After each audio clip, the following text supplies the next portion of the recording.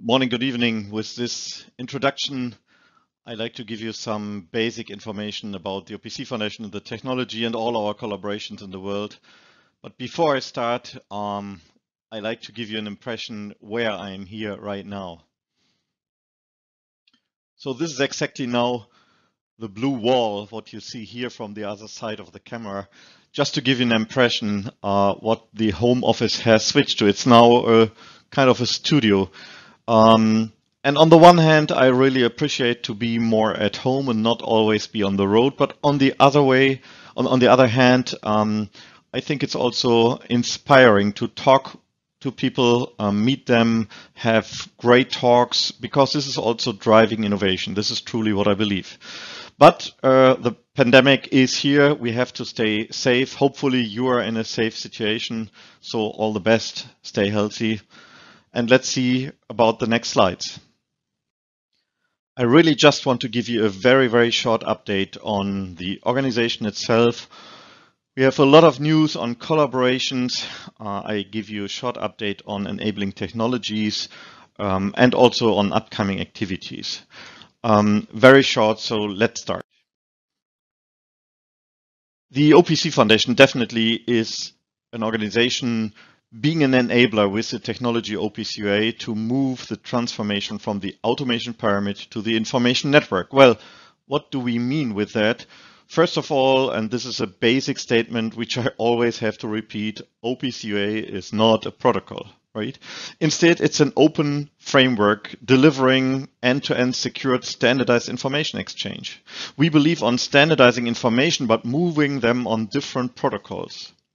And openness is one of our keywords because whatever we deliver on specifications is open available for everybody without being a paying member, same as our sample code is available as open source on GitHub. And also our certification labs are open, so you can increase the quality of your product. You have to pay your daily fee for sure, but you don't have to be a paying member of the OPC Foundation. I will talk a lot today about our collaborations with more than 63 partners where we are standardizing these information, what we want to change from the field level up to cloud and back in an end-to-end secure way. So I call the OPC Foundation, we are the collaboration organization. I think we have a lot of experience here. A very short update on the OPC Foundation itself as an organization. We are growing right now, status today. We have 820 members worldwide, as you see here on the map. I talked already about the deliverables, that everything is open, but here I definitely want to share that we are also very proud that we have the largest ecosystem for secured industrial interoperability with members, with toolkits, with education, and we are proud to have really modern IPR policies, which I will talk a little bit more in detail. So if everything is open, why then join as a member? Well, this guarantees you early information to upcoming key technologies, and you can obviously influence the direction of the OPC Foundation and specific working groups. We are very proud that of the worldwide top 50 automation vendors, 80% of their revenue, all of that members are members of the OPC Foundation. But it's not only vendors.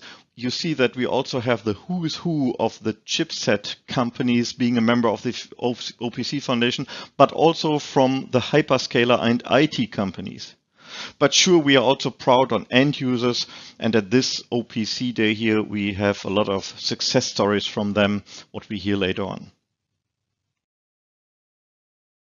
Let me share some updates from new colleagues on the board of directors of the OPC Foundation. We have welcomed already Dr. Holger Ken, who is a successor of Matt Vasey, and we just welcomed Claudius Link, who is a successor to Veronika Schmidt-Lutz. You see much more information if you navigate to the OPC Foundation web under organizations, and you see the complete vita of them, but also of the other board colleagues. Welcome to both of the new colleagues, and I hope definitely that we can meet in person soon. I mentioned before that the OPC Foundation is proud on the IPR policies, but also on our collaboration agreements. So we have two specific documents, the MOCA and the BOCA, which stands for Multiple or Bidirectional Organization Collaboration Agreements. Everything is open available, obviously, in the OPC Foundation web, and you not only find the legal templates, you also see business explanations, which gives you a really quick, easy overview. It's a pleasure for me to welcome this year Brad Biddle, our OPC legal counsel, to share a presentation about not only why standards are important and why technology obviously is involved, but also what the role of legal is and what the specific benefit of the IPR policy and the MOCA of the OPC Foundation is. So I definitely ask you to join his presentation here at the OPC Day.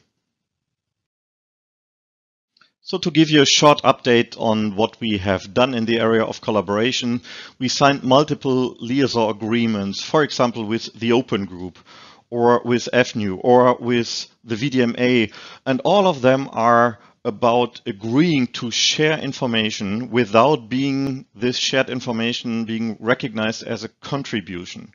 And this is critically important because we want to avoid any kind of double standardization efforts in the world. This is not helpful for nobody, not for end users, not for vendors. It doesn't make any sense. So we want to as early cooperate with other standardization bodies.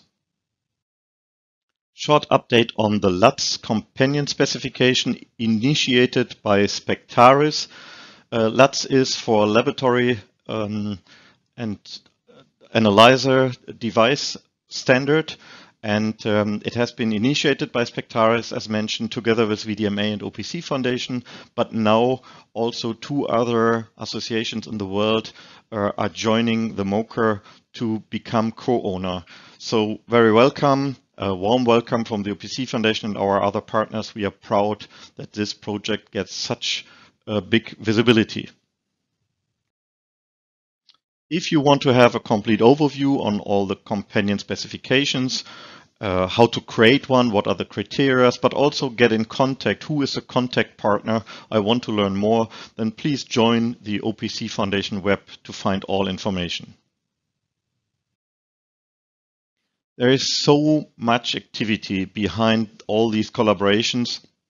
If you want to download them, please go to the web, download the OPC UA information models.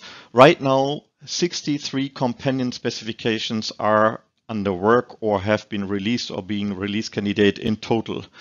48 of them are published already on the OPC Foundation web. It's more than 5,000 pages in total.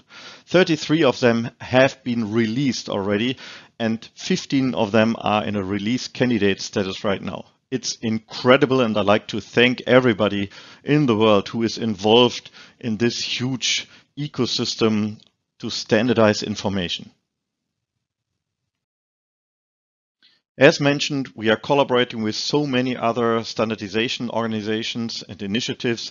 I definitely can't list all of them today. There's no chance. But I like to highlight 3 of them a little bit more. And they are marked here. It's the DIN, it's 5G Asia, and it's SESMI. So here as a news of the OPC Foundation with the 5G Asia, we signed a memorandum of understanding in February this year. It has been announced at the Hanover Trade Show.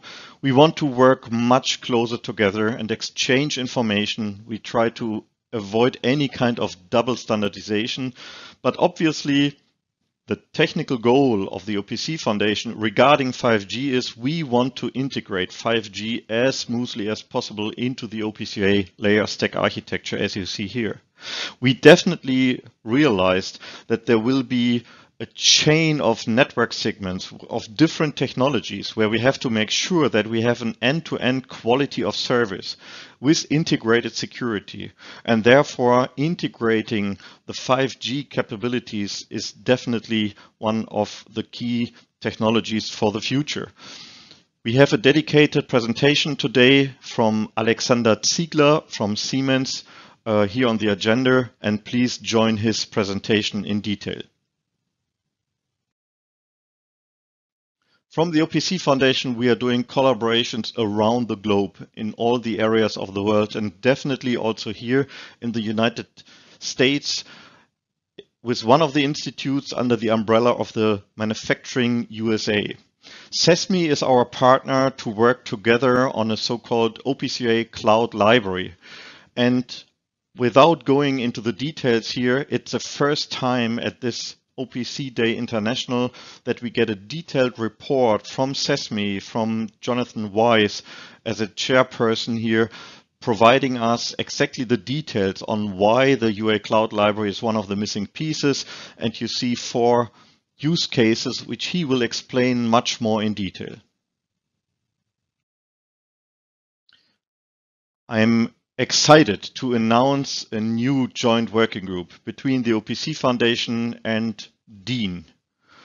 I'm really excited because this is a joint working group which is not exactly describing assets and functionality of assets and interfaces. Instead, this is about OPC UA for Industrial Cloud Federation. The DEAN has already worked on the so-called DEAN 92222 specification and standard, but the joint working group wants to do much more on top of that. And so please listen to the presentation of Dr. Christoph Legat from the company Hekuma. He will give us a much deeper dive in, looking forward into the future.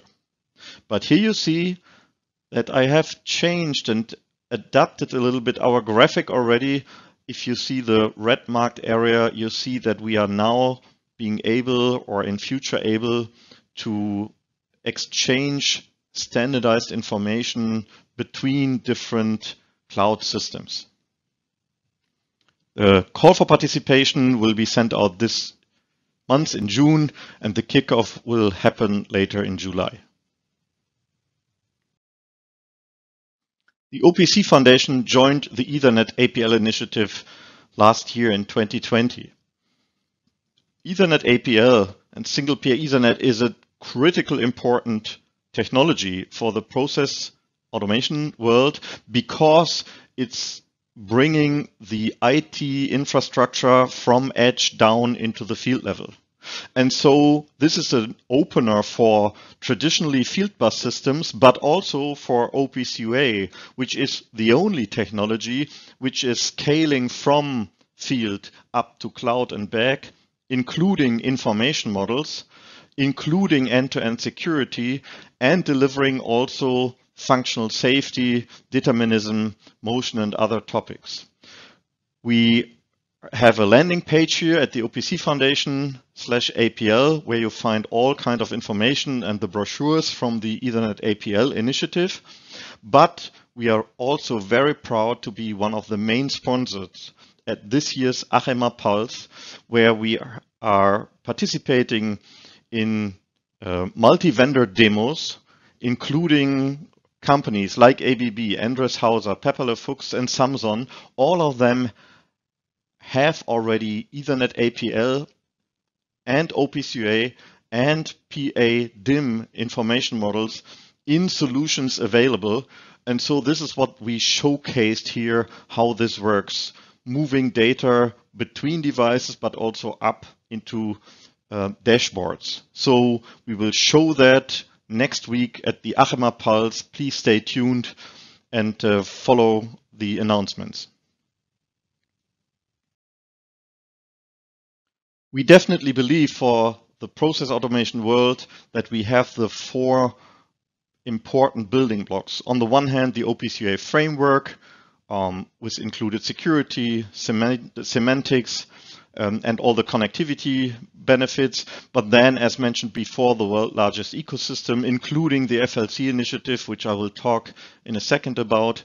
But then, as mentioned, we joined the Ethernet APL group, Ethernet APL as the enabler for OPC UA, which is the enabler for the digital transformation. And you need standardized information, what we do with our large partner network and all of our collaborations. Altogether, including connectivity frameworks like the OPAS or the Namur Open Architecture, we believe these are fantastic offerings for the process automation industry. I am really happy to announce the availability of the OPC UA academic program. The aim of this program is to support universities around the world, providing information about OPC UA and all related technologies. So this is really material what professors can use free of charge to teach students. Definitely this is not for commercial purpose, but we have a lot of material, so all the curriculum include information about everything covering OPC UA with different aspects: communication, security, information modeling, FLC topics, and so on. Please join this program and you have immediately access to the academic program. Just go to the OPC Foundation web as shown here. The OPC UA IIoT Starter Kit is available today. This is again for education purpose only and should show the easy user experience for the OPC UA pub/sub technology, which is available on different transport mechanisms via UDP, via MQTT. But we really want to focus to have it super easy. So here, keep it simple and stupid. We have a super priceless hardware platform, Raspberry. It is based on our normal offerings, which are available on the GitHub. And Randy Armstrong will do a dedicated presentation today with including a live demo. Everything is on GitHub on a landing page available. So please join Randy's presentation tomorrow.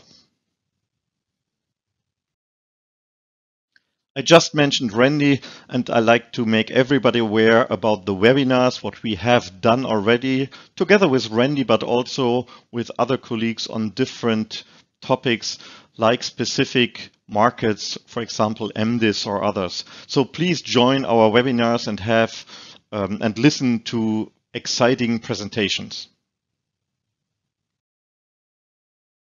I mentioned the OPC FLC initiative already, which with more than 300 experts from more than 60 companies, this is the world's largest gravity center of experts working together to work on a harmonized approach for the process industry and factory automation on deterministic functional safety and motion, including different IT infrastructure, obviously. They are working on online-offline configuration, and we will hear much more with dedicated presentations. I'm excited to see the first live demo being announced at the SPS show at Hanover 2021. So we have a super large booth with 300 square meters, and I'm asking you to join the SPS show. The call for sponsoring is open. A couple of companies have already signed. Please join. And another exciting announcement, which we will hear tomorrow here in a presentation when we are talking about certified products and also the new marketplace as a teaser. Please join the presentation from Alexander Almendinger, who is the lead of our certification lab. So this was my presentation, but I'd like to give you a short overview on the agenda of today. I'm not reading all the presentations today. This is also available on the web. So this is day one. This is a keynote level with dedicated information looking into the future with the cooperation of 5G, with the Dean about the Industrial Cloud Federation. And please join our legal counsel with explanations on everything about the MOCA and the IPR policy and how we work together. So today is more addressing developers and implementers. As a technology update level, we hear updates about the status and roadmap from the OPC UA core team, also from the extensions, the field exchange extensions from the FLC team. But then we focus much more on cloud, scaling OPC UA to the cloud and to avoid any kind of vendor lock-in. As mentioned before, we learned from our partner in the joint working group, Sesame, about the status and the use cases of the OPC UA cloud library. And we have Randy presenting us the OPC UA IoT Starter Kit. At the end of the day tomorrow, we find updates on the compliance and conformance. So we get new insight into the CDT tool, which is now also validating companion specifications. And we have a first look on the new product catalog. Definitely, I'm super excited on day 3 because here we have real-world OPC UA success stories for end users. And here are vendors and end users who share their experience. This is exactly the openness of the OPC Foundation, where everybody is working together on a neutral ground. This is why we proudly sometimes think we are the United Nations of automation in the best meaning.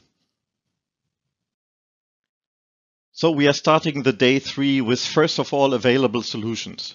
And now you might be confused because, well, there are so many products on the market supporting OPC UA already. But hey, this is no longer enough. You need to also support information models. This is much easier for end users to order instead of having a long list of functionalities which your OPC UA server client should support. No, and vendors will order products including OPC UA with a specific information model. And so I'm excited to have Eugen Schiebli from Mettler Toledo and Dr. Horst Heinl-Heikkinen from Ascentix here, providing us 2 insights of their products and given this as an example. And then we have end user stories as announced from Equinor, BASF, Renault, BMW, and Miele. By the way, Miele is around 10 kilometers here around the corner where I live, so I'm really proud to have them also here providing and sharing insights for others. This was my presentation. Thank you very much for listening. Please stay in contact with the OPC Foundation. We are not selling products, so we are not spamming you. To stay in contact and be aware of what's going on, please subscribe to our newsletter where we are sending out information over the year about new upcoming information models and collaborations. Stay healthy and thanks for listening. Bye-bye. Well, that was my first presentation, but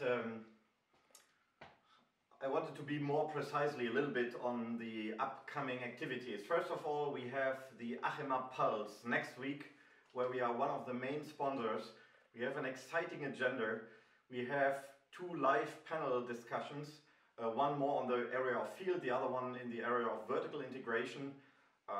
We have 10 presentations dedicated to everything round about the process automation world, starting on OPC UA itself. Obviously on OPC UA FX specifications, where Peter is now preparing and I'm handing over in a second. We talk about Ethernet APL, obviously.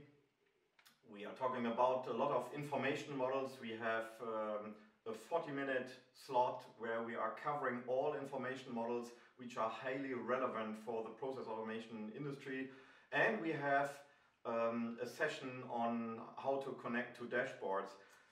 What's even crazy, I figured out that Erich Bahnstedt offered a workshop, a 45-minute workshop, how to connect your asset to the cloud in 1 hour. So he will tweak the time somehow, but okay, listen to Hekuma Pulse. Information to the SPS show end of this year. We are sure that this will be one of the first physical events. We booked a large booth, 300 square meter. because there is so much attraction, we have so many groups and partners that we believe it makes sense and we need this space. We already have opened the call for sponsor. Siemens, Matricon, Unified Automation, Process OPC, Softing and Lutz Electronic already signed within just a week. So I think they earned to be named here. But let's listen to the next presenter. It's Peter Lutz. He is talking about the field level communication initiative. For me, it's a gravity center of the world with all activities on OPC UA for the field. But let's listen to Peter first. Peter, are you ready? I hand over. I'm the responsible director for the Field Level Communications Initiative as part of the OPC Foundation. And this initiative is responsible for developing the concepts and creating the specifications for the extensions to the OPC UA framework to meet the various use cases and requirements for the field level. Now, when we look at some of the key challenges for industrial automation in the context of digitalization and the digital transformation, I want to first of all mention that we still have a quite strict separation between information technology, IT, and operational technology, OT.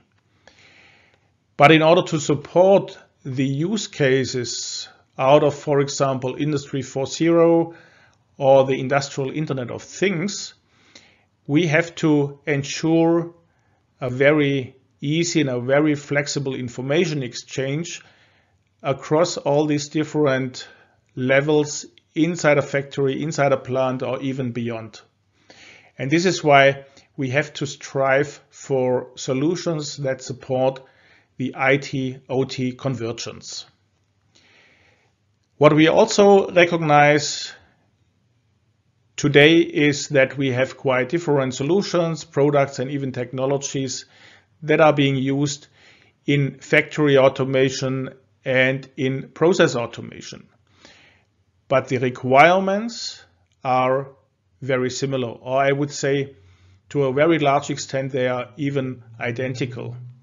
So it doesn't make sense to have here different solution approaches, but we have to come up with a harmonized approach which is beneficial to the suppliers as well as to the users.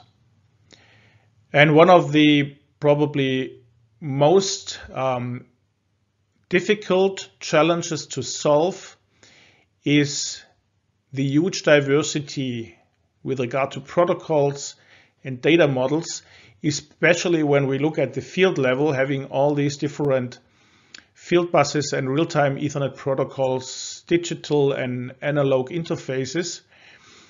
And if we look higher to the data models, having out of historical reasons the different data models with different data semantics, that make it really hard and really complex for those that want to analyze information out of the process, out of the production, in order to derive certain optimizations or to improve the overall efficiency of a production in a plant or in a factory. And this is where we urgently have to support also harmonization and to support the so-called semantic interoperability. Now, the OPC Foundation has launched about 2.5 years ago the Field Level Communications Initiative in order to extend OPC UA to also cover the field level. By extending to the field level, OPC Foundation is developing OPC UA as an industrial interoperability standard that is finally fully scaling from the field to the cloud, vertically in both directions as well as also horizontally, allowing a very easy and a very flexible connectivity between devices, between controllers and devices, and even with all the different software applications, independent whether it's in the field, in the edge, or in the cloud. OPC UA today is used in many different use cases. You see here some of the examples, numbers 1 to 4. So secure remote access, local OT communication, and also cloud integration. With the field level communications initiative, the use cases are extended to cover also the controller to controller use case, the number 5, and the controller to device use case number 6, including also device to device. And the extensions that are being developed by this FLC initiative are then supporting additional features and functions, for example, functional safety, real-time data exchange, including deterministic transport, but also the various applications and device types in automation, for example, motion control, remote IOs, field instruments, and so on. And the name for these extensions is OPC UA FX, FX standing for Field Exchange. A few words about the Field Level Communications Initiative itself. This initiative is part of the OPC Foundation. We have overall 27 member companies that built the so-called steering committee of the initiative.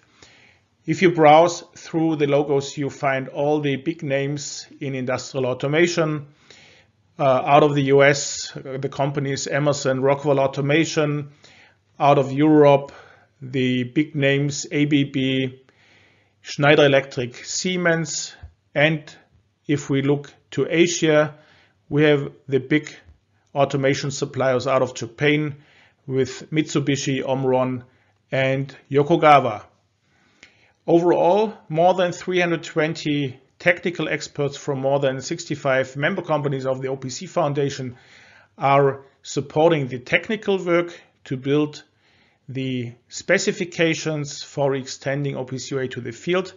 So we are really proud to have this tremendous support from all these companies all around the world. Now, first of all, I want to highlight that in order to support industrial interoperability, you need to have standardization at all the levels that are listed here on the slide. So you need standardized network access, you need standardized protocol, and you need standardized data semantics. The solution for field exchange, OPC UA FX, is built upon existing OPC UA technology with the built-in security, with the information modeling, with the client-server services, and the publish-subscribe extensions. The technical working groups of the FLC initiative are then extending the information models to support the various automation components, including offline configuration and including common behaviors, for example, to set up connections between the various automation components and to do the bootstrapping of a complete system. On top, we then have the various extensions and features to support the various application areas and the various device types. So there are facets for functional safety, for motion control, for instruments, for IOs, and so on. And the concepts are done in a way that existing device companion specifications can be integrated. So this is where we can, for example, integrate the PADIM information model or the MDIS or the DEXP and all the other companion specifications that are elaborated through the numerous corporations the OPC Foundation has all over the world. Now, if we look at the lower levels, we are relying on various IEC and IEEE standards.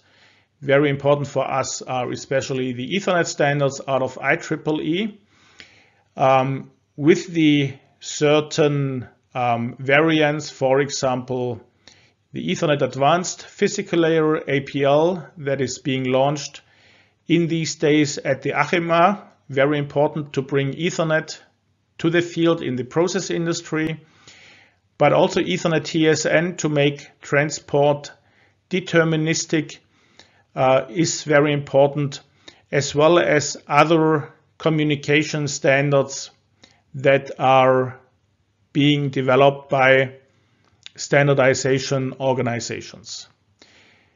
We are defining two communication profiles to map the information models on the higher layers to the underlying network and transport protocols. So we are supporting a UDP IP protocol for a routable, flexible protocol, as well as supporting a so-called direct layer 2 mapping when it comes to a more efficient or highly efficient communication, for example, inside a machine for distributed IOs or high-speed motion control. The concept is also created in a way that we can easily adapt to other upcoming communication standards and technologies. Important to mention is especially 5G. We have established a cooperation with the 5G ACIA to support 5G inside the OPC UA framework to also support wireless communication. And in future, we will also extend to other wireless standards such as Wi-Fi 6, Wi-Fi 7. Finally, I want to highlight that we work on conformance tests for the various automation components in order to ensure high compatibility and a high level of interoperability across the various vendors.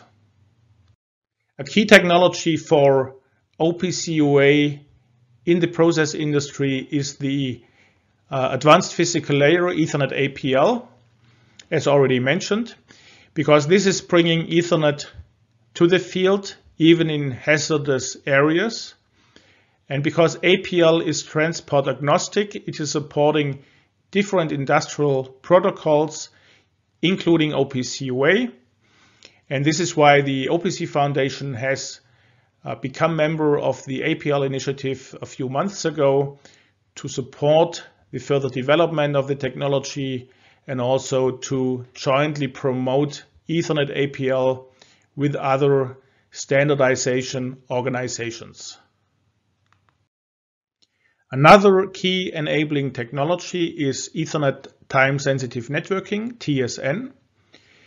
This is important out of two reasons. First of all, TSN is supporting deterministic communication with standard Ethernet. So this is absolutely essential to cover the various requirements for real-time data exchange in the various applications in automation. But there is a second very important aspect, and this is that TSN is supporting so-called converged networks. These are networks where different IT and OT protocols can coexist, which is a key element in driving that IT-OT convergence that I mentioned before as one of the key challenges to support Industry 4.0 and the industrial Internet of Things. Because of the importance of TSN, the OPC Foundation is aligning with the IEC IEEE 6802 activity, which is defining a TSN profile for industrial automation to make sure that there are not different flavors of TSN, but we are supporting a commonly accepted network infrastructure that is also supported by other OT protocols and the IT stakeholders. Now, talking a little bit about the current status of the project and the achieved results. The first specification release, the so-called Release Candidate 1, has been completed, consisting of 4 parts, parts 80 to 83. And these specifications are currently being used to do prototyping and to create test specifications as well as test scripts for the certification tool of the OPC Foundation. And furthermore, these specifications are laying the foundation to do specification enhancements for the additional use cases, controller to device C2D, including also device to device D2D in the next step. What I already can announce today is that we are currently preparing a controller to controller interoperability demo based on this RC1 specification release. The demo is planned for end of November at the SPS Automation Show in Germany, and we expect more than 15 vendors and more than 20 prototypes to be included in this controller to controller demonstration system, showing the exchange of process data, real-time data, even safety data between controllers of different manufacturers. Now, as you have already seen, functional safety is a key element of extending the use case of OPC UA to cover also controller to controller and controller to device. This is why I want to give you a quick update on all the activities around OPC UA safety. For some time, we already had available a published specification, OPC UA Part 15, Release 1.04, covering client-server mechanisms for controller to controller.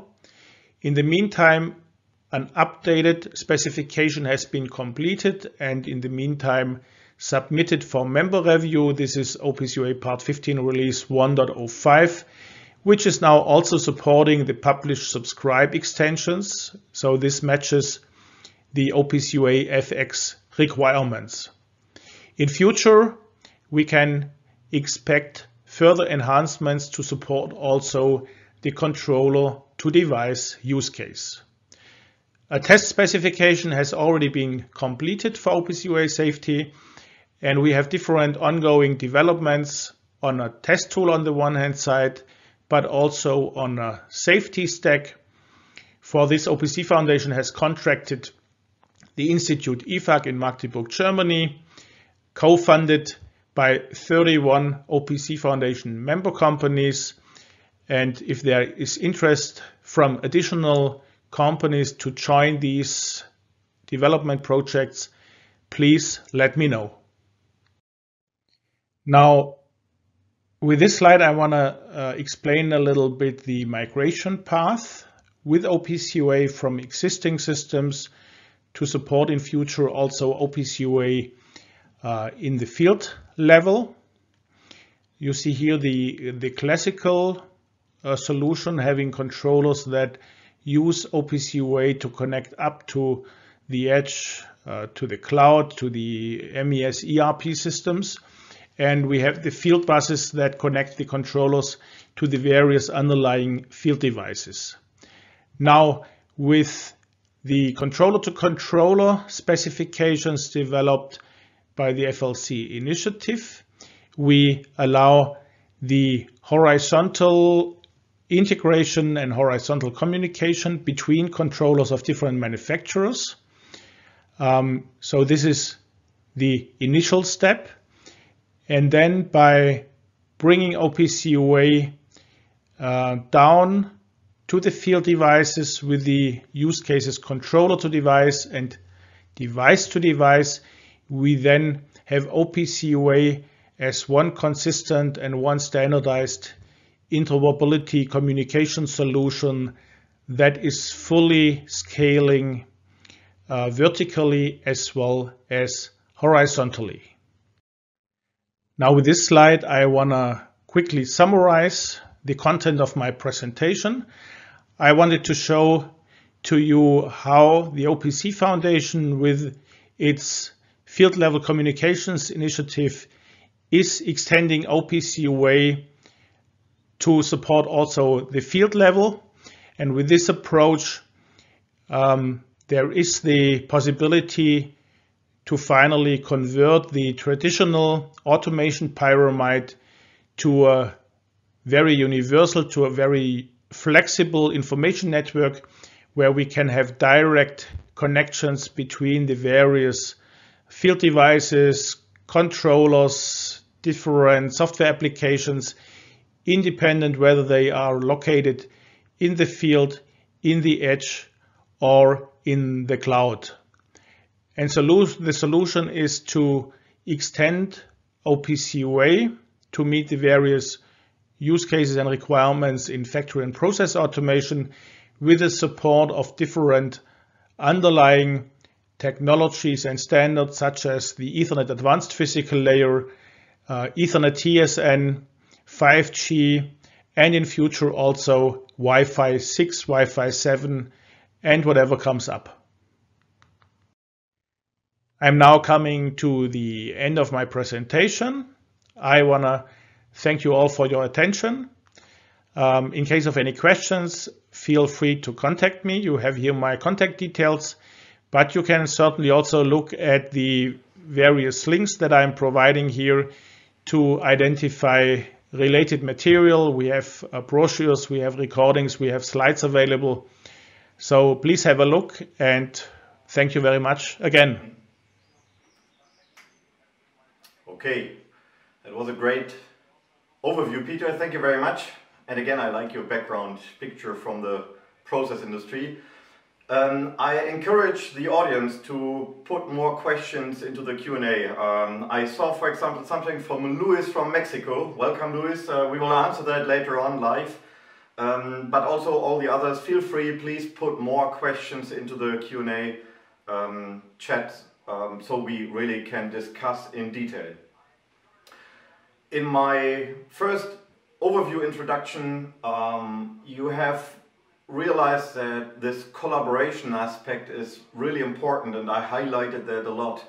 And we thought that it's time to not only talk about technology, but also put a legal person here on the call to explain for us engineers why it's critically important and what are the aspects. So it's just a 20-minute or 18-minute presentation. Let's see what Brad Biddle is giving us as information. And I'm asking Brad to introduce himself. So Brad, it's yours. Hello, my name is Brad Biddle. I serve as outside counsel for the OPC Foundation. In connection with OPC Day International, I'll be discussing standards, intellectual property rights, and the OPC Foundation's MOCA, or Multi-Organization Collaboration Agreement. Some background about me as a quick introduction. I am the principal of a small law firm that supports a number of different standard-setting organizations and open source foundations, in addition to the support we provide to OPC Foundation. Prior to launching this firm in 2015, I was standards counsel for Intel Corporation and ran a group there called the SIGs and Standards Practice Group. I'm also a faculty fellow and occasional adjunct professor at Arizona State University School of Law, and I've published a number of articles on standard setting that you can find on Google Scholar and elsewhere. I'm also the editor of a book published by Cambridge University Press called Patent Remedies and Complex Products. I find standards fascinating because they lie at an intersection of complex legal issues, complex business strategy issues, and complex technical issues. As a lawyer, I find it quite important to understand the business and technical issues as well as I possibly can. And my hope is with this talk to help those of you who are coming from a business strategy perspective or a technical perspective to understand some important legal issues as well as I can explain them. I'm sure that all of you are familiar with new business and technical challenges that have emerged as a result of the increasing convergence of the IT and OT industry segments. There certainly are also some legal issues that have emerged or at least are being repackaged as a result of this convergence. Probably the most important set of legal issues that have emerged relate to intellectual property rights or IPR, which is best thought about in terms of its constituent components of patents, copyrights, and trademarks. or also trade secrets, which I'm not going to discuss today. I'm going to focus first on patents. A patent embodies an exclusive right of a patent owner to use a particular invention or to require that anyone else who desires to use that invention pay some sort of royalty to the patent owner. The way this can arise in the context of standards is you can imagine a number of different participants, each contributing different features to a specification, labeled feature A, B, and C here in the diagram. If you imagine that the party who contributed feature B could have a patent that reads on that particular feature, and perhaps in this example, there's an additional party who may have a patent that reads only on a combination of feature A and feature C. So when these features, A, B, and C, are embodied in a specification, and an implementer then implements that specification, the implementer risks potentially infringing patents A and C in this case, or patent B, and so forth.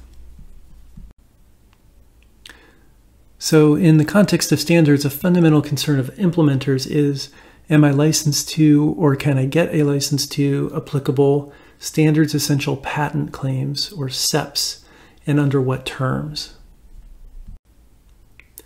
The risk of an implementer not being licensed to applicable SEPs is well recognized as a high magnitude risk, in the sense that by the time an implementer discovers they're unlicensed, they may have significant sunk costs invested in implementing a particular standard and few realistic alternatives. Historically, however, this has been a relatively low likelihood risk, at least in the OT environments. And it may be because the OT industry segment is different in some material respects from other industry segments where this has played out differently, particularly the telecom industry. There are some good reasons to think that the risk profile associated with standards essential patents is changing in the OT industry segment. Parties that study these issues have noted that the number of SEPs generally is increasing, the amount of litigation around SEPs is increasing, and that some of this litigation is focused on smart factories and other aspects that are related to OT IT convergence. Intuitively, it's not hard to understand why SEP litigation may be increasing. Parties who have made a business out of collecting a 2 or 3% royalty on a $400 handset are now seeing that there's a similar opportunity to collect a royalty, perhaps a similar percentage, based on a $140,000 car or potentially a $1 billion factory. So there's real money at stake. Additionally, parties outside of telecom increasingly seem to be looking at that business model of collecting SEP royalties and seeing an attractive business model in connection with standards other than specifically telecom standards. So again, we see that this implementer concern of being licensed or being able to get a license to applicable standards essential patents is really fundamentally important. Different SDOs, or standards development organizations, address this issue in different ways. Surprisingly, some just ignore it and are silent about patent issues. Some focus on disclosure obligations. The model is that parties will disclose known patents with the idea they can commit to license, or potentially the organization can design around those patents in advance of the spec being finalized. In my view, this reflects a somewhat naive notion that it's possible to identify all applicable patents in advance of closing on a specification. Historically, in the OT space, there's been a model that required participants in an SDO to assign ownership of their essential patents to the SDO, or alternatively grant a broad sublicensable sublicense to the SDO, which the SDO then could license out to implementers, either for free or for a royalty. In the ICT space, the model typically is that the SDO participants promise to, or in some cases automatically grant, a license to all implementers, so long as the implementers agree to a reciprocal license. Very importantly, these license terms fall into two broad categories that are different in important ways. The first category is what's sometimes called FRAND or RAND, which are essentially equivalent terms. And the idea is that under a FRAND or RAND policy, all participants are obligated to grant licenses on reasonable and non-discriminatory terms that potentially can be royalty-bearing.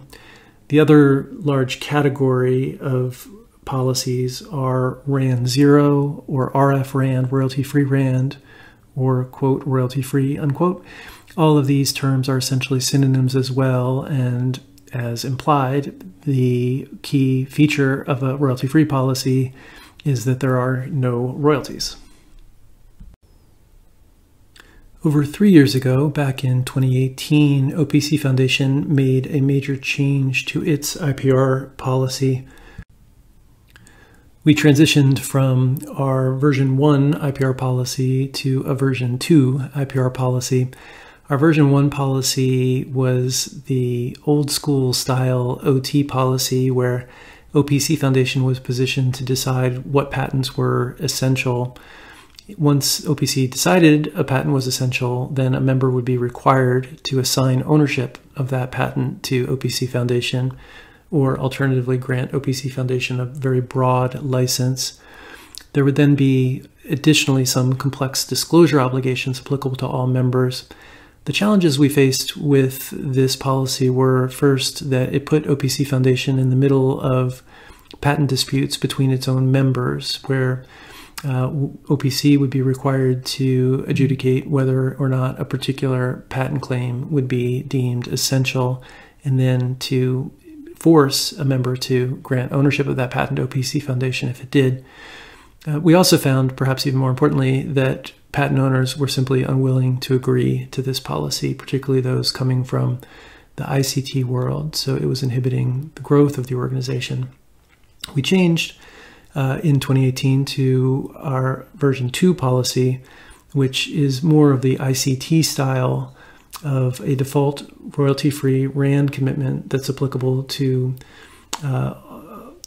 all members and other participants, and which includes an obligation to all implementers, subject to a reciprocity obligation and some defensive suspension rights. There is the ability for participants to opt out of the default RF RAND rule prior to a spec being finalized. Our version 2.2, it reflects an update that we did to ensure that these rules apply both to OPC members and to non-member participants who are engaged in OPC Foundation activities. As we were working on our IPR policy revisions, one challenge we noted was that in the industrial automation world, there's a remarkable amount of cross-organization collaboration, really unique in this space, different from other industry segments. One reason why I think this kind of cross-organization technical collaboration is rare in other industry segments is that it's quite difficult from an IPR point of view. The challenge is, you can imagine that if parties from one organization have committed to an obligation along the lines of the OPC Foundation terms, I promise to license my essential patents to any implementer on RF RAND terms on a reciprocal basis. But then another set of contributors have made a different set of licensing promises, more say the old school model of I promise to license my patents to my SDO, and that SDO can then license them to implementers. And then a third set of participants make a different set of promises still, like I promise to license my patents on RAND terms and only to other members of my SDO. And then perhaps other participants still operating under no license commitment at all. The key and obvious question for an implementer is, am I licensed, and under what terms am I licensed? Our strategy for addressing this issue in OPC Foundation has been a document that we call the MOCA, the Multi-Org Cooperation or Collaboration Agreement. It's a relatively short document, just a few pages, but we also have a one-page overview that's available on the OPC Foundation website. A key feature of the MOCA is that it incorporates the OPC Foundation IPR terms. And the reason for this is simply because they fit well to the circumstance of multi-organization collaboration. They explicitly impose SEP licensing obligations both on members of OPC Foundation and on non-member participants who are engaged in collaborative activities with OPC Foundation. The licensing commitment that all parties make is to all implementers, not just members of OPC Foundation or any other particular organization. The obligation is an RF-RAND obligation, so a royalty-free obligation with an opportunity to opt out of that default RF-RAND obligation before a deliverable spec is finalized. This is an approach that's fair to SEP owners and also maximizes adoption incentives for implementers. And the reciprocity commitment from adopters that's imposed by the policy helps create a robust royalty-free ecosystem. So all parties who are implementing the spec are obligated to a royalty-free licensing obligation. Ultimately, everyone benefits from this clarity. Having a single set of terms that are applicable to all implementers helps all parties understand their rights and obligations. In addition to the OPC Foundation IPR terms applying, participating organizations can also adopt project deliverables under their own IPR terms. So nothing about the MOCA approach prohibits other organizations from applying their own IPR terms in addition to the terms that are imposed via the MOCA. Patents are certainly the most high-stakes component of intellectual property in connection with standards, but copyrights are also quite important. Copyrights apply to works of authorship, so documents or similar works, and provide an exclusive right for the copyright owner to reproduce, distribute, or create derivative works of that particular work. OPC Foundation's original IPR policy required that members assign ownership of copyright in their contributions to OPC Foundation. We increasingly found resistance to this point, though, from parties who pointed out that this would mean that they couldn't reuse material that they themselves created. In our revisions to the IPR policy, we switched to a more typical model that we see in the IT world, where contributions are licensed to OPC Foundation. OPC Foundation can then combine contributions into some kind of compilation, which there's a layer of copyright that applies to the compilation that's owned by OPC Foundation, but the individual contributors continue to own and control the works that they themselves created, and they can reuse those works elsewhere. In the MOCA, we follow the copyright rules of the IPR 2.2 policy, so participants do grant a license to OPC Foundation. Additionally, however, OPC Foundation then grants a broad license back to our partner organizations. And this broad license includes the right for the partner organizations to take the deliverables from the collaborative process and create derivative works of those deliverables independently of anything they're doing with OPC Foundation. The last component of intellectual property that I'm going to speak about today is trademarks. Trademarks are typically a word or a phrase or a logo that's used to identify the source of goods or services. In the context of standards, they can also be used to perform a certification type function. And there are special flavors of trademarks called certification marks that are specifically designed for that purpose. The potential importance of trademarks in connection with standards is underappreciated in my view. The power to name something can be quite important, particularly to name a definitive version of something. The example I like to use is Android. So Android's based on underlying code that's freely available to anyone, but Google was able to build a remarkable ecosystem around Android, largely using the power of licensing the mark both the name and the logo. In connection with the MOCA, we address trademarks only in a very minimalist way, granting licenses to create co-branded deliverables, but any other issues associated with trademarks or certification marks are deferred to some sort of separate discussion. To quickly summarize a few key points. First, I hope it's clear that the legal issues associated with standards are as rich and interesting and complex as the business strategy and technical issues that perhaps you are more familiar with. Also, the SEP risks that we've been discussing are very high stakes in terms of dollars, and changing rapidly, particularly as OT and IT worlds converge. Additionally, I hope it's clear that collaboration between organizations, deep technical collaboration between organizations is quite difficult, I'm sure from a business and technical point of view as well, but certainly from a legal IPR perspective, it's very hard for organizations with different IPR terms to collaborate with each other on technical matters. And the solution on the OPC Foundation side is the MOCA, which we hope thoughtfully addresses this complexity.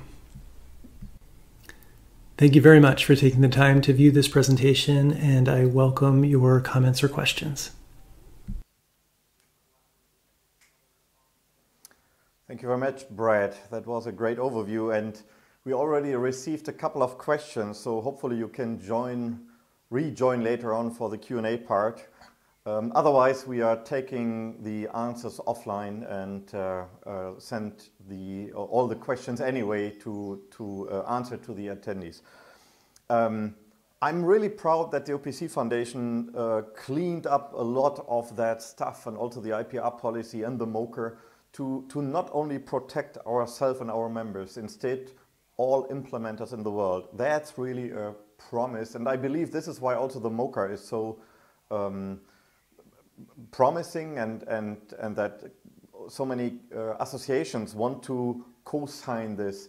Remember what I mentioned this morning, that we have over 63 joint working groups, and the Lutz one was for me the most promising to involve other associations to enlarge the ecosystem and act as co-multiplier in the world. And everybody agrees that these standards are open and nobody needs to be a member somewhere, and everybody is okay with that. So we believe this kind of openness is best in the world. Okay, have you noticed that the audio quality is much better now? We figured out that the microphone here has been great, but it was a little bit unplugged on the other side. So hopefully you can hear me much better now and you have a better sound. Things happen when you go live. Okay, next presentation is about our cooperation with 5G Asia. As mentioned in my introduction, this is what we have signed as a memorandum begin this year. We have made it public at the Hanover Trade Show in April this year. And today we get a hopefully much deeper technical explanation. At least this is what I'm asking you, Alexander. Alexander is working for Siemens, but maybe you can introduce yourself and also your role inside the OPC Foundation. Hello, my name is Alexander Ziegler. I'm from Siemens and I'm the chair of the OPC UA TSN subgroup. Today I am telling you about the cooperation of the 5G ACIA with the OPC Foundation, and I will have some words on the technical integration of 5G with time-sensitive networking in OPC UA. I will start my presentation with a short look on the 5G ACIA. I will talk about the current collaboration activities with OPC Foundation. After that, we will dive a little bit into the technical aspects of the integration of OPC UA with 5G, talking about transport protocol mappings, QS configuration mechanisms, and we will have an outlook on further 5G integration topics. So let's have a look on the major objectives of 5G ACIA. It was founded 3 years ago by the ZVEI as a platform for the OT industry and the ICT industry to exchange the requirements and use cases for industrial applications running on top of a 5G system. The working group of the 5G ACIA are collecting requirements from the OT industry. They have a look on the 5G architecture and are talking about gaps and additional needs from the OT industry. And they analyze how to make 5G robust enough for industrial IoT applications. They do promotion worldwide for industrial 5G and their applications, but they do not create standards themselves. Instead, they use the use cases and requirements to create white papers and technical reports, and will then drive them and contribute them into the 3GPP standardization work. There already have been cooperation activities between OPC Foundation and the 5G ACIA.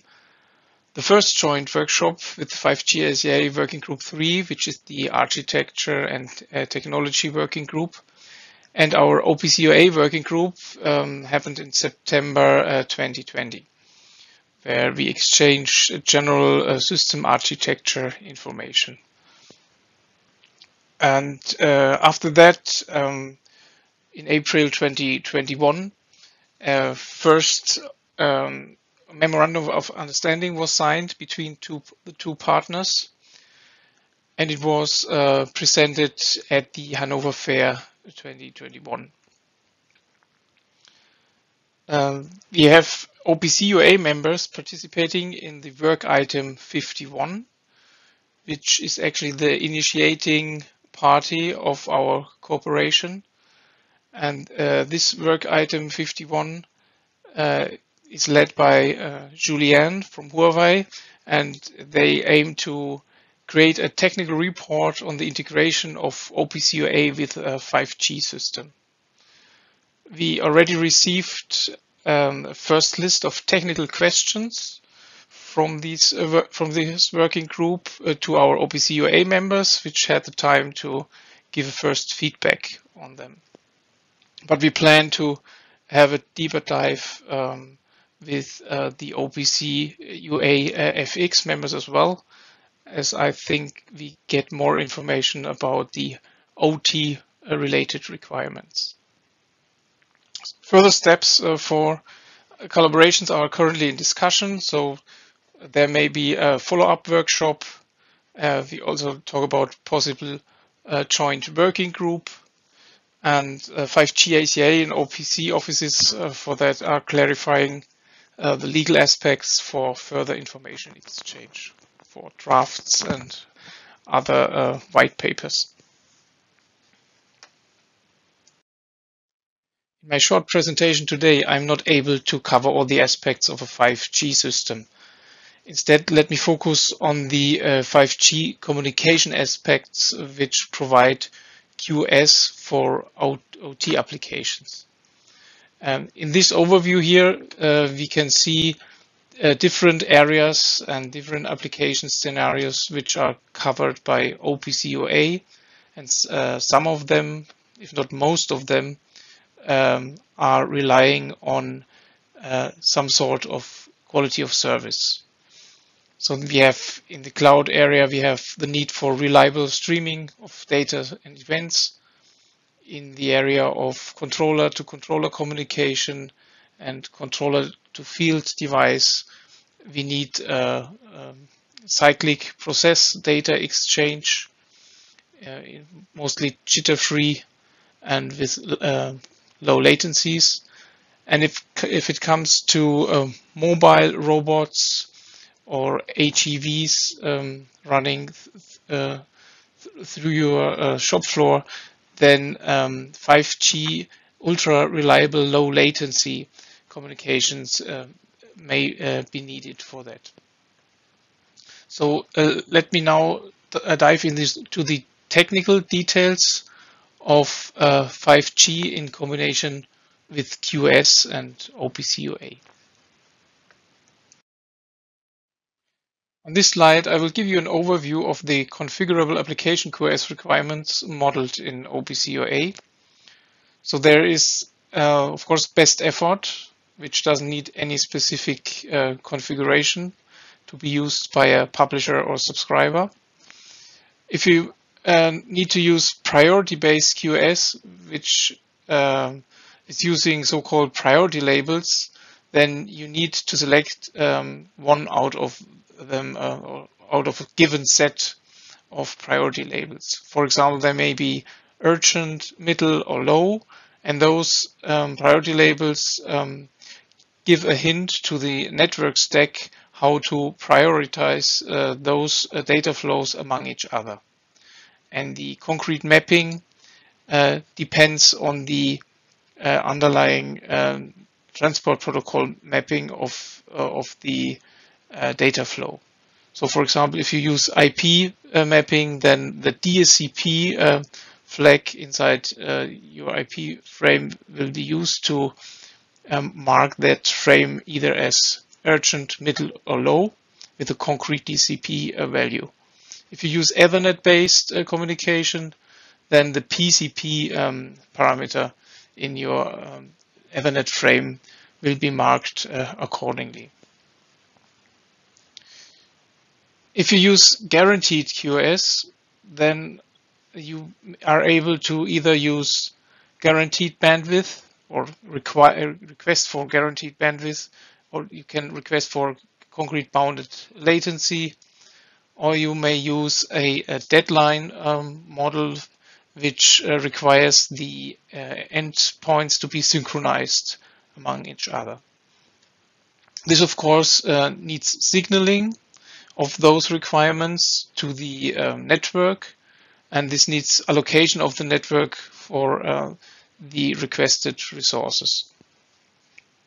And these requirements then need to be mapped either to a DetNet flow, which is currently not in focus of the OPC UA working groups yet, but currently we are focusing on the mapping on TSN streams and the related control mechanisms. There are additional aspects of QoS like availability, reliability. Those aspects will gain more importance, of course, if it comes to wireless communication. And they may be mapped on DetNet service protection mechanisms or TSN 802.1 CB mechanisms, which are also called sometimes seamless redundancy. The question now is, how will those mechanisms be used inside a 5G system? A 5G system works on the base of so-called PDU sessions. And those PDU sessions contain so-called QoS flows. And these QoS flows may either use layer 3 or pure layer 2 connectivity. So you can have a pure IP layer in your PDU session, or you may use a raw Ethernet connection in your PDU session.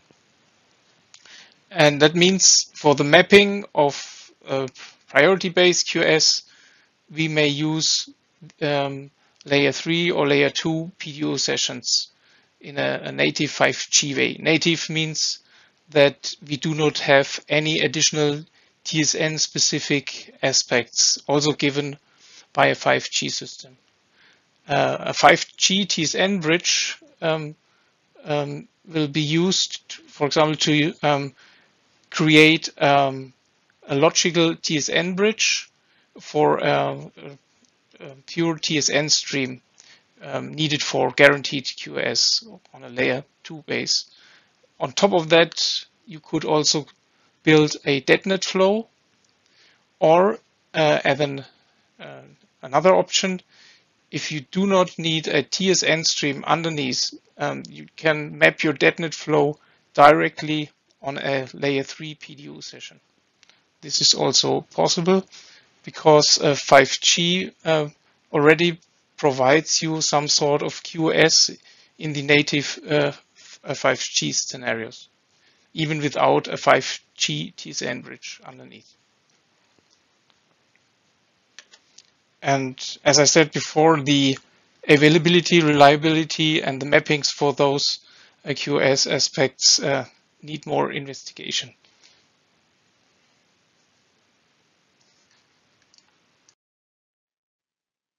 So how are the QoS requirements and their related mappings integrated in our OPC UA layered stack architecture? For example, if you have a UDP-based publisher, then you can use a direct mapping from pub/sub to a layer 3 IP-based UDP layer using either diffserv if you are happy with priority-based communication, or either use DetNet for deterministic guarantees. You also can choose a direct raw Ethernet mapping, either in combination with TSN or not. And this also applies for the 5G integration. So 5G, as I mentioned before, has at least 2 flavors for PDU sessions. This is the layer 3 PDU session and the mentioned Ethernet-based PDU session, which can also be used in combination with TSN or not. And the same applies for the future Wi-Fi 6 and 7, where we expect also a TSN-like behavior. So in future, we will provide those mappings as well.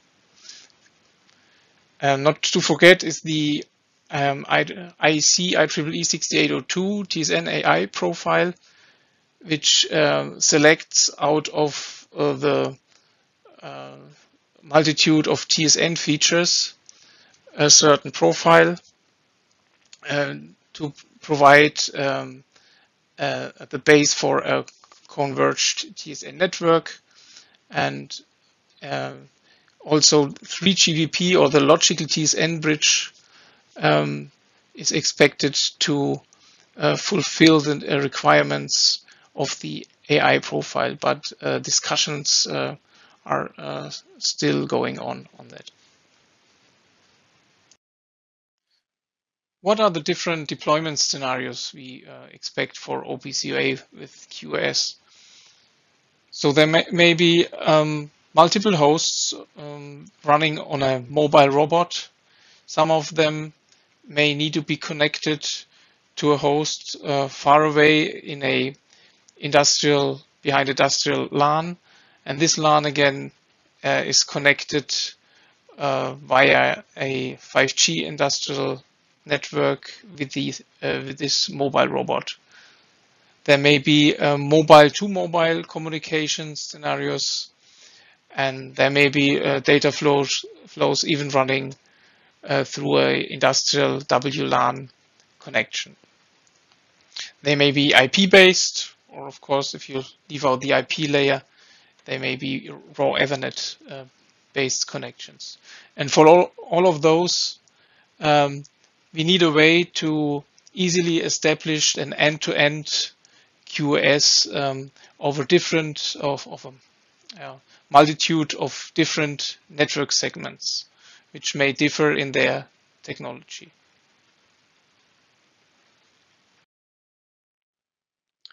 Now let's have a look on the TSN aspects of a 5G system. If end devices would use a layer 2 connection based on TSN, a 5G system builds a form of a logical 5G TSN switch, which then will be integrated like a regular TSN switch. So it's the whole 5G system then will show up as a single bridge inside the data flow between two end devices. Let's have a look on the general configuration of OPC UA with TSN before we come to the 5G specific details. So you may know that OPC UA supports two configuration models. On the one hand, you have the distributed configuration based on stream reservation protocols running inside the end devices and running on top of the TSN bridges. On the other hand, you have a fully centralized configuration approach where the intelligence of the TSN configuration is centralized in a CNC, a central network controller. And this central network controller is controlled again by a COC, which is collecting the QoS requirements from the related publishers and subscribers. So how would a 5G system fit into the different configuration models? As we have seen before, a 5G system can be hidden behind a logical 5G TSN bridge. And this TSN bridge would appear in both of our models. The difference between the integrations are that on the left-hand side, the logical 5G TSN bridge would need to integrate or talk the stream reservation protocol with the neighbored bridges and end devices. On the right-hand side, the logical 5G TSN bridge needs to support the configuration protocol used by the CNC. If you need more scalability, or if you need to run your data flows over a heterogeneous industrial network with different network technologies, then DetNet seems to be the technology of choice. As mentioned in a slide before, a 5G system may provide different ways to establish a DetNet flow, either on a layer 3 or layer 2 PDU session with or without TSN mechanisms. The standardization of data plane mechanisms in DetNet seems to be quite mature, but the controller plane mechanisms and protocols still need work, especially when it comes to network-to-network interfacing, which is something really necessary, in my opinion, for heterogeneous industrial networks. Typically, industrial networks are separated in multiple administration domains, such as a machine builder domain, an industrial campus network domain, or an industrial data center domain. And all of those administration domains need to be connected. And the QoS flows may run through all those network segments. And for this, and for the ease of integration, a network-to-network interfacing with QoS signaling is really crucial to make this system running easily. I only covered a small set of aspects discussed in the 5G ACA when it comes to OPC UA integration. There are more aspects like the network exposure function of a 5G system, which may be used for network monitoring of a 5G system, or the application orchestration on top of a 5G system. There are other interesting ongoing work items in the 5G ACA. Let me show you some of the working group 3, which is the architecture working group. As mentioned, there is the integration of OPC UA with 5G, of course. Then there are discussions and work items covering the 5G industrial device architecture. Moreover, we have a work item talking about 5G QoS for industrial automation. And we have a working group covering the analysis of 5G capabilities for industrial IoT. Other topics like 5G positioning, may be of interest from an industrial application point of view. Finally, let me summarize my presentation. I see 5G ACIA as the right forum for OT players to learn about industrial 5G technology and to place their requirements. The OPC UA architecture is actually designed to integrate different deterministic communication technologies, such as 5G. Integration of 5G with OPC UA should be as smooth as possible by keeping a clean layering, using well-defined interfaces and network protocols, and following the TSN AI profile. To bring both technologies together, we encourage the OPC members to participate in the discussion of the 5G ACIA working groups and of course vice versa. Thank you for your attention.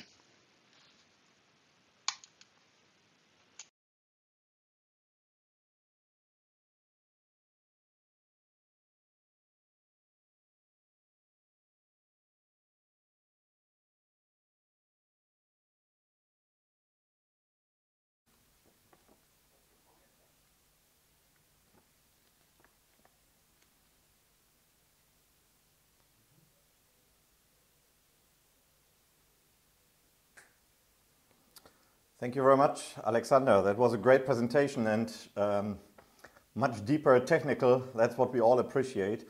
I assume there will be questions later on in the channel on how to do the mapping of the quality of service via OPC UA, and I'm glad you are staying online here for the Q&A later.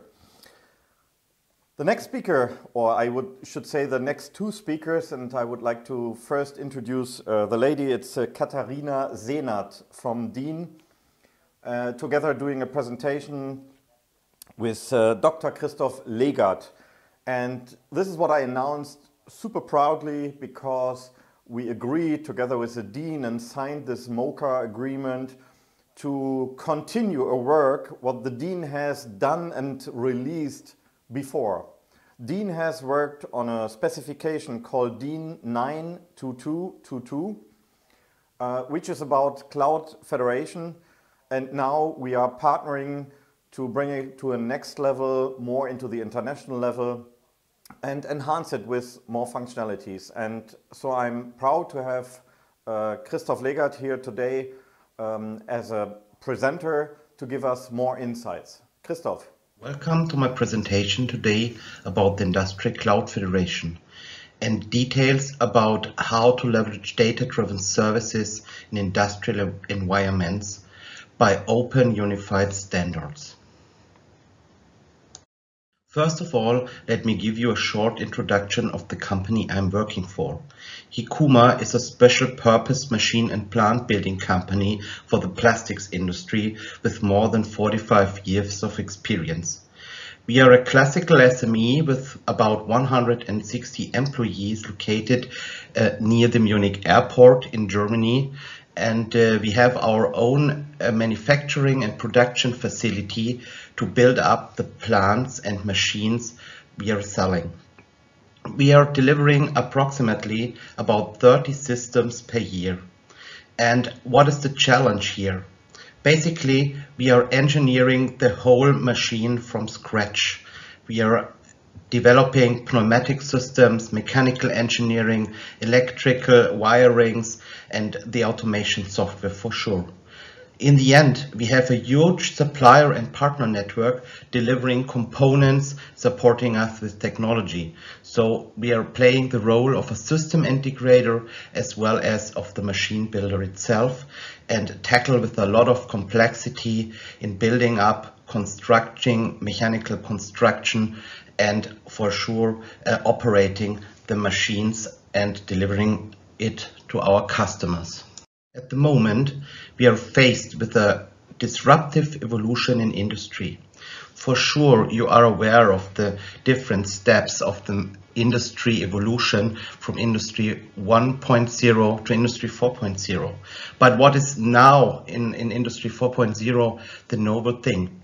Based on the current technology, Industry 3.0, which is automation, computers and electronics, as already mentioned before, now in Industry 4.0, we are dealing with the IoT, with the Industrial Internet of Things, which is enabled by the Internet, by pervasive communication technology and networks, and for sure upcoming more and more artificial intelligence software components, which are placed on-premise in the machines, but also somewhere in virtualized computing environments in the clouds.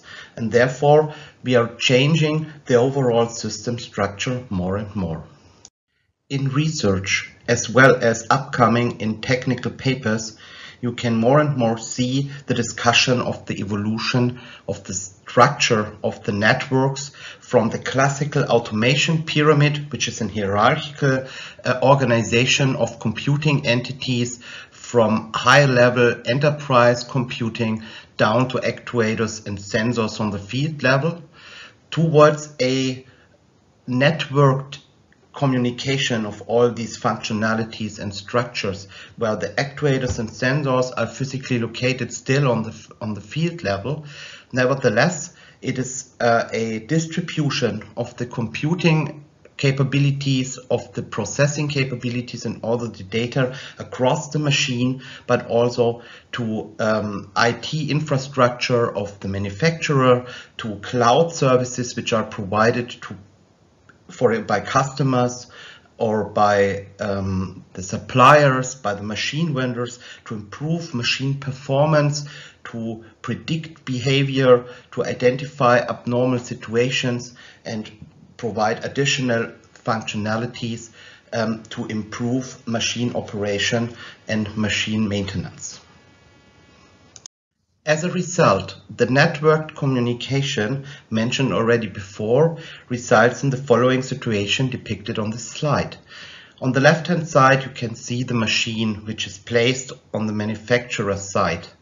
Typically, the manufacturer is consuming some data to the MES system, to the SCADA system, in order to track the products, to observe the performance of the machines and so on.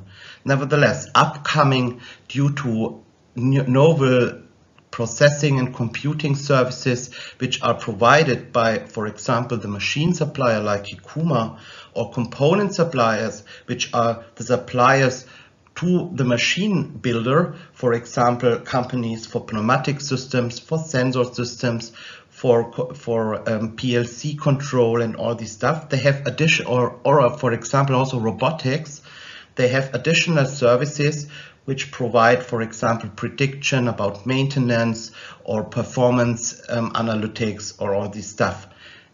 As a consequence, the machine builder acts as an, let's say, system integrator and may provide also to the machine, to the operator, to the manufacturer, additional services, or the manufacturer is additionally buying these services from component vendors or the machine supplier.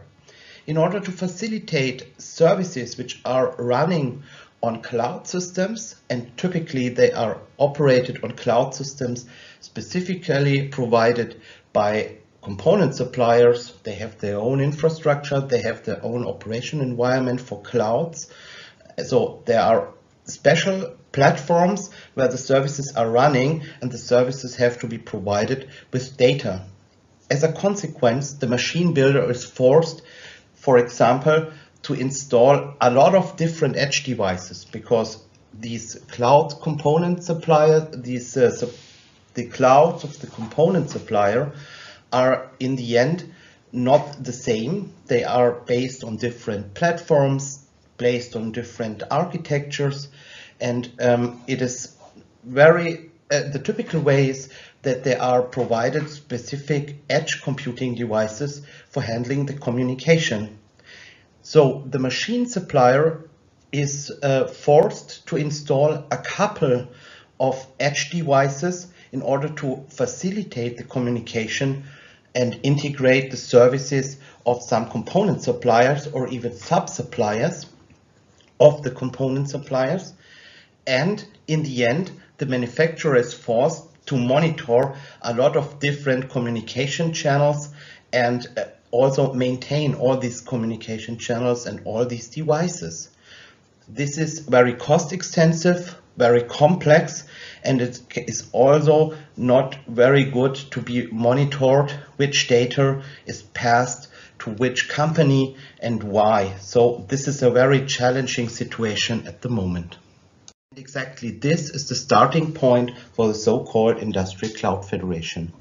Assuming that various services are deployed on different cloud platforms of the machine supplier, of the component supplier, which is the supplier for the machine building company, also of sub-suppliers as shown on the right-hand side, which are suppliers providing components to a component supplier. All these services are required to be integrated. For example, artificial intelligence services, maintenance services, or prediction services, performance monitoring services.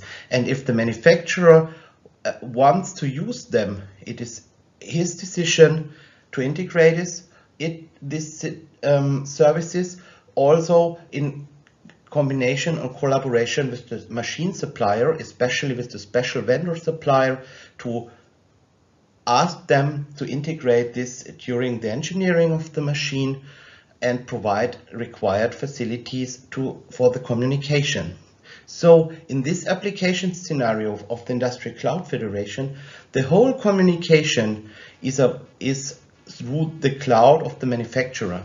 This means that the classical interface, which is already provided by machines in order to provide data to the manufacturer, can be used to route data further based on legal contracts, for example, to a supplier, and he's also able to integrate or route it to sub-suppliers, so to his suppliers like component suppliers or the sub-suppliers. And for sure this communication is very flexible. If the machine supplier is not integrated, there might be also a communication from the cloud of the manufacturer to a cloud of the component supplier. Nevertheless, as you can see, there is only one connection point to the machine which has to be maintained, and at least only one communication protocol which is used to communicate data to the manufacturer's IT system, and then the data is routed through different clouds. So as a consequence, if we are providing the situation or moving forward to the situation, we will have a multi-cloud environment for each machine. And if the manufacturer has, for example, machines of different vendors, you have the situation more and more and at much more clouds and services to be integrated. So this is one situation which is obvious for an Industry Cloud Federation, where you can track the data very easily by the manufacturer. You can configure which data is passed to which component supplier and integrated services, and you can monitor it. And the important thing here is that you use at least one unified standard or a set of unified standards in order to enable such multi-cloud environments. Another situation is more or less equal to the starting point of the network communication, but for sure there might be a need or a reason to not communicate everything through the cloud of the manufacturer. For example, if it is a virtualized environment, in this case, data which comes in and is routed out of the cloud may result in huge costs, or there is no cloud of the manufacturer at this time. So there is also a reason to, let's say, route data directly from the machine to some machine supplier services or component supplier services in different clouds.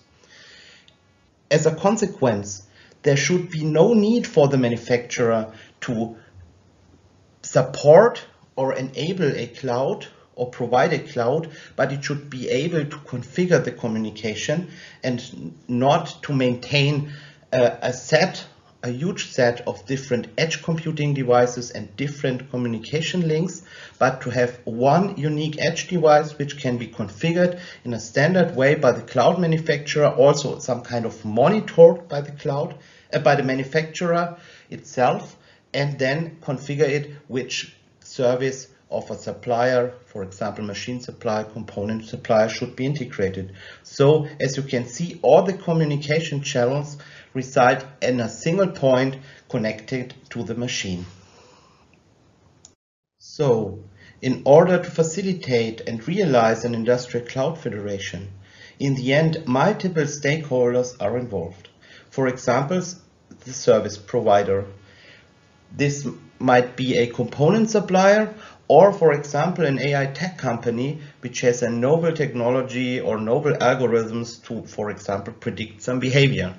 These service providers have to know how to connect, how to gather the data from a machine, and for example the system integrator, the machine building company, has also to know how to integrate these services in order to provide his customer, the manufacturer, a machine which is improved, for example, by additional services or AI algorithms. So in the end, there is a need to know very directly how to implement and integrate service providers. And if you have no common standard in this context, it is very complex either for the service providers as well as for the system integrator to handle various communication channels and protocols to integrate such services. Additionally, for field level asset providers like the machine builder, like the component suppliers, they have to know which technical requirements must be fulfilled in order to participate in such an industrial cloud federation, which protocols should be supported, how data is described in a uniform way, and all this stuff. Thirdly, the manufacturer, the plant operators, need also to know how to configure the enterprise IT, which requirements and protocols should be supported, how they can implement and manage such industrial cloud federations. And last but not least, it's also important that the cloud providers are on board, because there are requirements how to enter, how to connect to clouds, regarding, for example, the security, the data transmission and all this stuff, and also how to route data to other cloud and platforms. So it is very important that all these different stakeholders are on board when implementing an industrial cloud federation. In order to facilitate the implementation, standardization is a good way to provide a common best practice, to define a set of technology, protocols and all this stuff where everyone agrees on, and then the implementation and setup of industrial cloud federation is much more easy. And exactly this is the reason why we decided to develop an open, unified environment based on standards for the Industrial Cloud Federation. Already some years ago, the Platform Industry 4.0, which is the community with industrial companies, academia, politics and research to drive the Industry 4.0 in Germany forward and also connect on an international level, we identified that it is necessary to support some Industrial Cloud Federation technology and these efforts. Therefore, there was initiated a field of action and a so-called breakthrough undertaking in order to understand and identify how Industrial Cloud Federation works, which are the requirements, and also how to standardize them. Afterwards, a standardization project was initiated. I will give some insights later on, and then also some test beds for SMEs and also big companies, which is hosted by the so-called Labs Network Industry 4.0, was initiated to practically evaluate and standardize in an agile way. So I will give some details on these aspects in the next slide. First of all, let's have a look on the details of the so-called DIN spec, the standardization project for standardizing Industrial Cloud Federation. The DIN spec 92222 defines a reference model for Industrial Cloud Federation and was funded by DIN in order to develop collaboratively a standard and the requirements. As you can see, we had more than 40 participants of 33 partners investigating these aspects, and thereby all the different stakeholder groups were participating and bringing in their requirements and technological ideas. Also, research were supported, for example, by Fraunhofer. We had some machine building companies like Hekuma. We have the component suppliers, for example, like Harting and Hitachi. We had service providers like Expleo. We had cloud providers, for example, like IBM and Microsoft, robotics and drive systems, controllers, and also the conformance validation. So all the companies and their experts brought their ideas and brought their experiences in order to realize and define a reference model for Industrial Cloud Federation. But what is a DIN spec? The idea of a DIN spec is an agile standardization. As already mentioned before, also supported by the test bed, we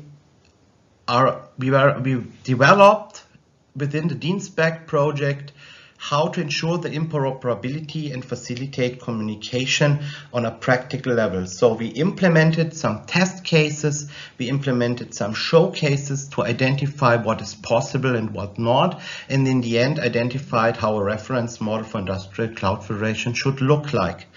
One of the most important things in this project were already that OPC UA as a starting point was already defined, because the OPC UA is the basic standard for industrial environments, and therefore we had already a look on OPC UA and identified how to implement an Industrial Cloud Federation based on the reference model based on OPC UA in a first step. So we had a look if it is possible and how to realize it with the established standard OPC UA. The standard, the DIN spec 92222, is published recently. So the basic question is how to proceed next, how to directly establish such an open unified standards environment for realizing Industrial Cloud Federation. So how to drive the efforts of the Industrial Cloud Federation forward? The OPC Foundation, I think I do not need to describe too many things about this OPC Foundation itself. But for the Industrial Cloud Federation, the OPC Foundation means that this is a huge collaboration platform integrating information models and data of different aspects, for example, from the IT level, from the engineering, from the factory automation level, and also provides a huge communication stack which is well defined and already widespread across industry. So the OPC Foundation provides a good starting point for realizing and further developing the Industrial Cloud Federation for, as the name already says, the industrial environment. But the basic question is, do we need some further support and